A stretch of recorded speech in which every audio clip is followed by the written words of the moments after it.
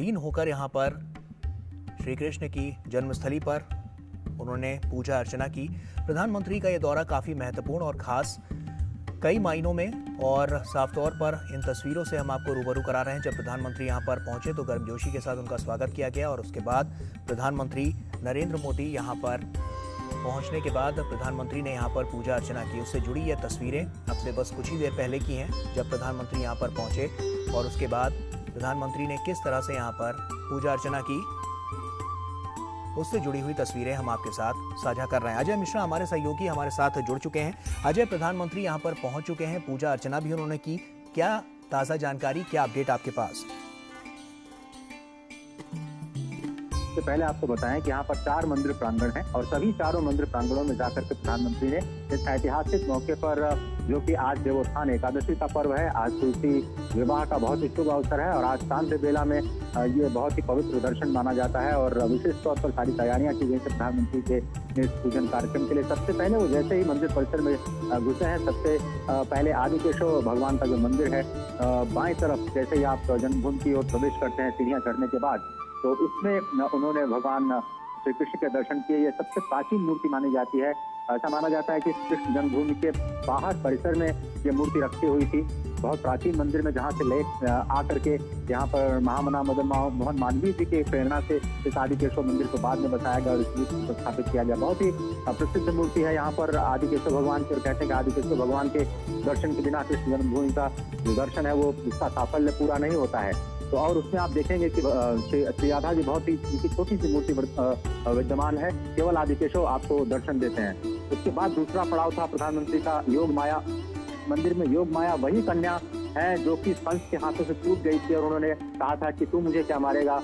मूर्ख तेरा तो मारने वाला, गोकुल में कहीं पर पैदा हो चुका है। और योग माया, जैसा कि आपको पता है कि वो बाद में विंध्याचल की पहाड़ियों में जाकर के आज भी अवस्थित हैं। विंध्याचल देवी के माध्यम से सभी लोग उनका दर्शन पूजन करते हैं। तो यहाँ पर जो उनकी सांकेतिक मूर्ति रखी गई है माँ योग माया की, एक बहुत ही रहस्य की बात मैं आपको बताऊं कि पूरे द्वापर युग में कृष्ण भगवान की तीनों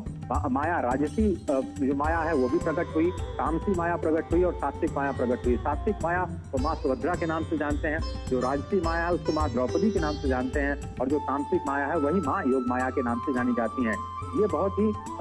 शुभ माना जाता है उनका दर्शन करना। ठीक उससे पहले जबकि आप गर्भगृह में प्रवेश करते हैं जहाँ पर भगवान कृष्ण का जन्म स्थान था, वो बहुत ही दिव्य अनुभव होता है। ऐसा अनुभव जो मैं अभी शब्दों में आपको बयान नहीं कर सकता। आपको जाकर के आपको सिर्फ वो शांति और सुकून, क्योंकि उस वक्त तो माँ देवकी और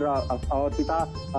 वसुदेव के अलावा और उस जगह कोई भी नहीं था जब भगवान ने प्राकट्य किया। और परब्रह्म, आपको पता है कि 8 अरब 64 करोड़ वर्षों के बाद एक बार श्री कृष्ण का परब्रह्म परमात्मा का जन्म होता है। बहुत ही सौभाग्य का आज का दिन है कि आज हम सभी इस क्षण के साक्षी हैं जब प्रधानमंत्री ने एक इतिहास बनाया है। एक और बड़ी बात गौरव की, आज तक कोई भी प्रधानमंत्री कृष्ण जन्मभूमि में दर्शन के लिए नहीं आया। तो बड़ी बात यही है कि आज प्रधानमंत्री आए और उन्होंने सभी स्थानों का दर्शन किया। अभी जो तस्वीरें आप देख रहे हैं वो भागवत भवन की है, जो सबसे बाद में मंदिर बनाया गया है। बहुत ही दिव्य प्रतिमा, जहाँ पर कृष्ण जन्मोत्सव, कृष्ण जन्माष्टमी का पर्व बहुत ही धूमधाम से मनाया जाता है। तो आज का दिन ब्रज के इतिहास में शायद लंबे समय तक याद रखा जाएगा, जब पहले प्रधानमंत्री के तौर पर श्री नरेंद्र मोदी ने अब से थोड़ी देर पहले पूजा अर्चना का कार्यक्रम चारों मंदिर में उपस्थिति और देव प्रतिमाओं को नमन किया। और उसके बाद जो ब्रज की विकास की यात्रा है उसको भी नई दिशा देने के लिए आज वो एक संबोधन भी करेंगे। यहाँ से थोड़ी दूर 4 से 5 किलोमीटर की दूरी पर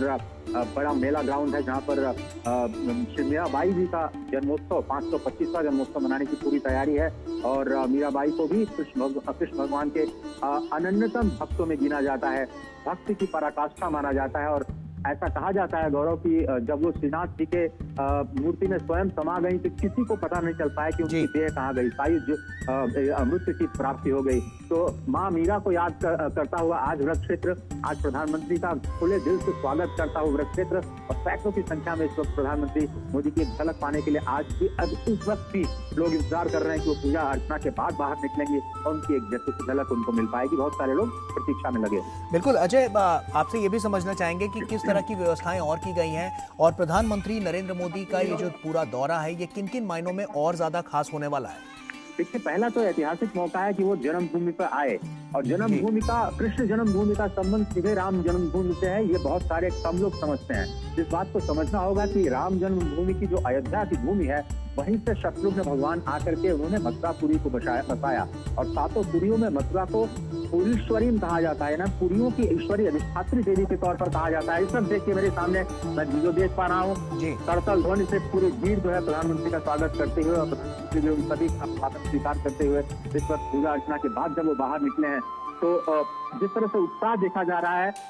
देश के अलग अलग हिस्सों से जो आज एकादशी के अवसर पर दर्शन करने के लिए कृष्ण जन्मभूमि में पधारे थे, आज उनके लिए दोहरी खुशी का मौका है कि आज उनको प्रधानमंत्री के साथ भी, अपने प्रिय प्रधानमंत्री के साथ भी मुखातिब होने का मौका मिल रहा है। हर्षोल्लास इस वक्त चरम पर है और सभी लोग हाथ हिला करके एक अभिवादन, एक उनकी झलक पाना चाहते हैं। ऐतिहासिक होने के साथ साथ ब्रज क्षेत्र के लिए इंतजार है इस बात का कि क्या वो काशी कॉरिडोर की तर्ज पर यहाँ पर ब्रजभूमि में जो बांके बिहारी मंदिर का कॉरिडोर है, क्या उसके लिए बड़ी घोषणाएं कर सकते हैं। जो रिपोर्ट्स आ रही है मीडिया के माध्यम से, उसमें ये कहा जा रहा है कि 1000 करोड़ रुपए की सौगात की घोषणा आज की जा सकते हैं, और फिर से मोदी के जो नारे हैं वो यहाँ पर लगना शुरू हो गए हैं, और स्वागत की तैयारियां जो पहले से की गई हैं। आपको बताएं, सुरक्षा के बहुत ही जबरदस्त इंतजाम किया गया है। 4-4.5 पुलिसकर्मी चप्पे चप्पे पर इस वक्त कृष्ण जन्मभूमि के यहाँ पर परिसर में तैनात है, और मजबूत सुरक्षा व्यवस्था के बीच में यहाँ से अब प्रधानमंत्री थोड़ी देर बाद निकलेंगे और सीधे जाएंगे और रैली ग्राउंड में, जहाँ पर मीराबाई का जन्मोत्सव मनाने जाने की पूरी तैयारियां हो चुकी हैं। एक संग्रहालय है, उसका वो दर्शन करेंगे, एक उत्पादों की श्रृंखला है, उसका भी दर्शन करेंगे, और साथ ही साथ वहाँ पर उद्बोधन भी करेंगे। बहुत ही गौरव का क्षण है ब्रज क्षेत्र के लिए, और तपस्या की भूमि मथुरा को माना जाता है, और प्रधानमंत्री की तपस्या से भी पूरा देश और पूरी दुनिया परिचित है, और शायद वहाँ पे हमें कुछ बड़ी घोषणाएं सुनने को मिले। स्पष्ट तौर पर वो एक बार फिर से नागरिकों के कर्तव्यों पर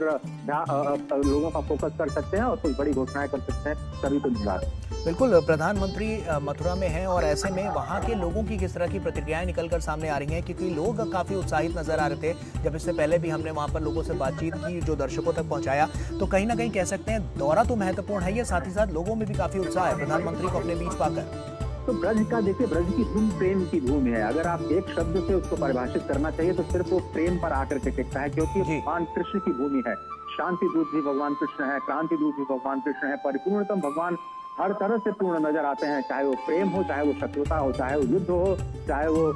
शांति हो। तो इस तरह से ये जो तपस्या की भूमि है सीधे सीधे भक्तों के साथ कनेक्ट करती है, और ब्रज क्षेत्र में सभी प्रेम के साथ सबका स्वागत करते हैं, और सभी लोग ये चाहते हैं कि एक बार फिर से ब्रज का विकास हो, जो उसकी पुराना अभ्युदय है, वो पुरानी जो पराकाष्ठा है अभ्युदय की, उसको प्राप्त हो, पुराने संस्कार फिर से वापस लौटे, और पूरी उसी अद्भुत अपनी छटा में मथुरा वापस आए, जिसके लिए वो जानी जाती है। राम जन्मभूमि से सभी लोग अपने आप को जोड़ते हुए देख पा रहे हैं। सभी लोगों को इस बात की खुशी है कि भगवान राम का भव्य मंदिर बन रहा है, और चूंकि यहाँ पर यमुना, यहाँ की जो नदी है अधिष्ठात्री देवी यमुना, वो भगवान सूर्य की पुत्री मानी जाती है, और सूर्य जो है वो अयोध्या के सूर्य वंश में भगवान राम का जन्म हुआ। भगवान राम और कृष्ण हालांकि एक ही हैं, लेकिन सब लोग उनको बहुत ही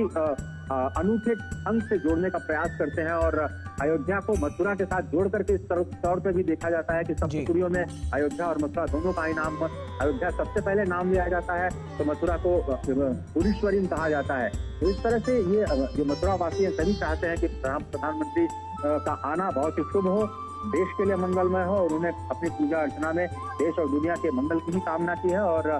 कुछ घोषणाएं जरूर करें ब्रज क्षेत्र के विकास के लिए, इसका इंतजार कर रहे हैं। तो मुख्यमंत्री योगी आदित्यनाथ खुद 19 नवंबर को आकर के सभी तैयारियों की समीक्षा करके गए हैं, और जो मीराबाई को समर्पित ये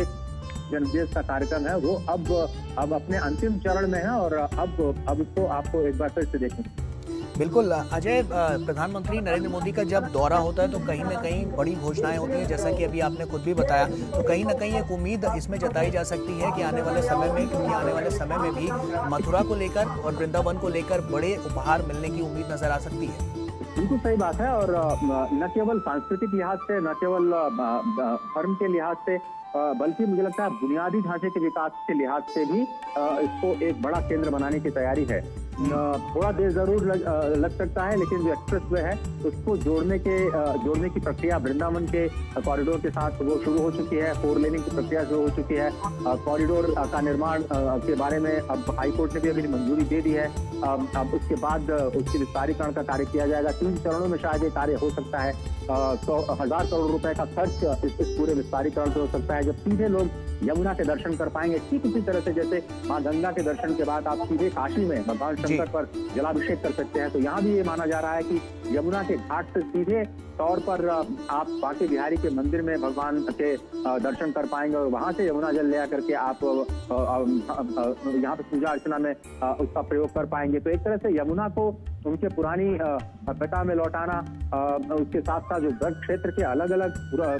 जो पुराने पड़ चुके स्थल हैं उनको फिर से पुनर्जीवित करना, यहाँ की जो परंपराएं हैं, यहाँ की जो लोक कलाएं हैं, यहाँ के जो उत्पाद हैं उनको कैसे मुख्य धारा में शामिल करना, फिर से उनको एक बाजार देना। 1 डिस्ट्रिक्ट 1 प्रोडक्ट के तौर पर यहाँ पे जो एग्जीबिशंस लगाई गई हैं उसको कैसे एक अंतर्राष्ट्रीय बाजार देना, जिससे लोगों की आर्थिक समृद्धि भी हो, लोग सांस्कृतिक रूप से अपने आप को सशक्त माने, लोग धार्मिक रूप से अपने आप को सशक्त करें, अपनी आस्था